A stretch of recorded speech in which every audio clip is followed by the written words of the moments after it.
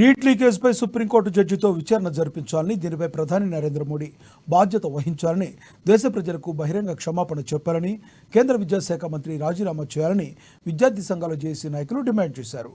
Neat పరీక్షలో జరిగిన అవకతవకలు నిరసిస్తూ గురువారం విద్యాసంస్థల బంద్ చేపట్టారు. విద్యార్థి సంఘాల జేఏసీ నాయకులు పట్టణంలో కలిగి తిరుగుతూ తెరిచి ఉంచిన పాఠశాలను మూసివేయించారు.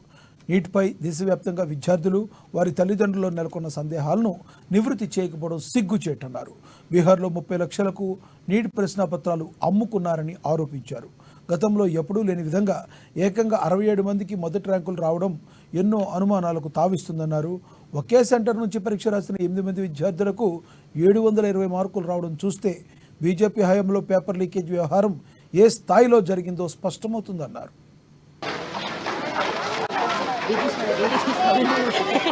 ఈరోజు దేశవ్యాప్తంగా అన్ని విద్యార్థి సంఘాలు, యువజన సంఘాలు తరపున దేశవ్యాప్తంగా స్కూళ్ళు, కాలేజీలు, విద్యా సంస్థలన్నీ బంద్ నిర్వహించడం జరుగుతూ ఉన్నది. ఎందుకు అంటే మొన్న జరిగినటువంటి నీట్ ఎగ్జామ్లో అవకతవకలు జరిగాయని, నీట్ క్వశ్చన్ పేపర్ లీకేజ్ ద్వారా పలు విద్యార్థులకు బైకి మార్క్స్ రావడము ప్రజలందరినీ దిగ్భ్రాంతికి గురి చేస్తూ, ఎందరో చదువుకున్న విద్యార్థులు వాళ్ళు ఫెయిల్ అవుతూ వాళ్ళ యొక్క భవిష్యత్తుని బాధలో పెడుతూ కేంద్ర ప్రభుత్వం యొక్క వైఖరి కనిపిస్తూ ఉన్నదని విద్యార్థి సంఘాల తరపున తెలియజేస్తూ ఉన్నాం. ఎలాగైతే నీటు పరీక్షలో స్కాము జరిగిందని ఎన్టీఏ అనే సంస్థ నీటు ఎగ్జామ్ పేపర్ని కండక్ట్ చేసింది, ఆ యొక్క సంస్థ ఎన్నో కోట్ల రూపాయలు అవకతవకలు చేసి విద్యార్థుల యొక్క భవిష్యత్తుని ప్రలోభాలకి గురి చేసి ఎందరో మంది విద్యార్థులని ఆత్మ బలిదానాలకి నిర్వహించిందని, దీని యొక్క ప్రవర్తన కేంద్ర ప్రభుత్వము మొండి వైఖరిలాగా కనిపిస్తూ ఉన్నది.